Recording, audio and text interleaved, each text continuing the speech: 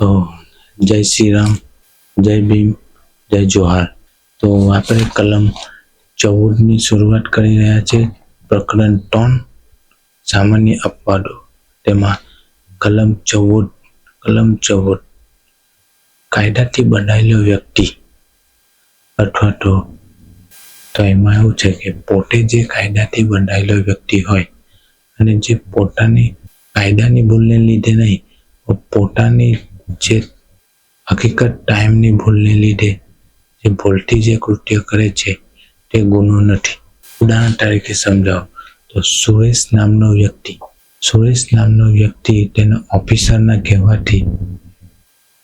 ઓફિસરના કહેવાથી રાજુ નામના સૈનિક પર ગોળીબાર કરે છે. તો અહીંયા રાજુની મોત થાય છે, પણ અહીંયા સુરેશ એ ગુનેગાર નથી, કેમ કે તેને ઉપરના એ કાયદાથી બંધાયેલો છે, એટલે એવું કૃત્ય એ ગુનો ગણાતો નથી.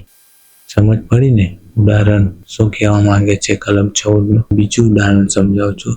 કોઈ ન્યાયાધીશ, એમાં એવું છે કે ન્યાયાધીશ સુરેશ નામના પોલીસ વાળાને અક્ષયને પકડવા માટે કહે છે, પણ અહીંયા સુરેશ એ અક્ષયને રાજુને અક્ષય સમજીને પકડી જાય છે, પણ અહીંયા સુરેશ એ ગુનેગાર નથી.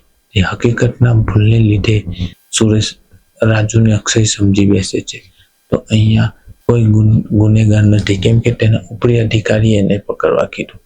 સમજી ગયા ને? ન્યાયાધીશે હુકમ આપ્યો, પણ અહીંયા તે રાજુ અક્ષયને પકડવા જાય છે, પણ રાજુને અક્ષય સમજીને પકડી લે છે, તો એમાં એનો કોઈ ભૂલ નથી, તો એને કોઈ ગુનો બનતો નથી. ઉદાહરણ 14 સમજી ગયા ને?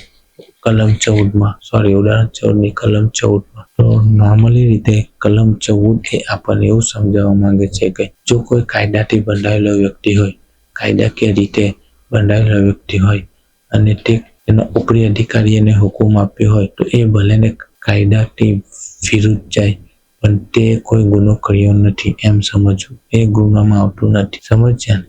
તો જય શ્રી રામ, જય ભીમ, જય જોહાર.